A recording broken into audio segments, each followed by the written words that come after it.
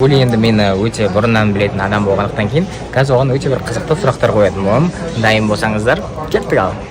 Ал, Гули, мен қорқатын нәрсе. Паранормальные. Пиздец срёшься, пиздец. Короче, мен призрактардан қорқады екем. Так, екінші сұрақ. Ең жақсы көретін тамағым. Трудно, потому что ты все любишь. В принципе, барлығы табака, соус вкусасына жей, но я думаю, самый любимый это, наверное, бешбармак все-таки.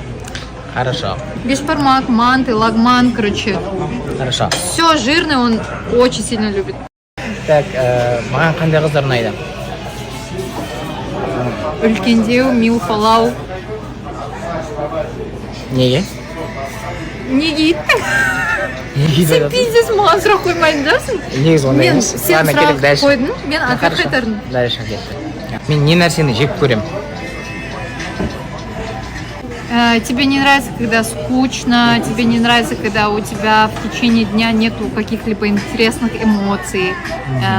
Жек. Но есть такое, то, что тебе не нравятся конкретные действия. Хорошо. И так далее. Менен ұнайтын ең күшті качествосы. Маған ұнайтын сенің качеством. Во-первых, это то, что ты юморной, щедрый, с тобой прикольно находиться, но иногда какой-то интерскладный одет, бар, пиздец нермотив. Хорошо. Мен ұнамайтын деп айтқан жоқпын. Ладно, дальше. Ұнайтын деп. Я. Ұнамайтын. Көт интерсқалған деген ұнамайтын маған штады. Уточняю. Хорошо.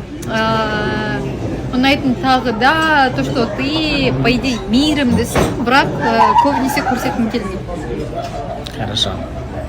Так, енді ең ұнамайтын қасиетім. Бля, қазір көтің тырыс қылады, нахуй надо? Тырса берсінші, тырсып тұр уже. Пошел нахуй.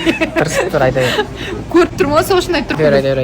Айтпаймын. Айт. Айтпаймын. Айттым.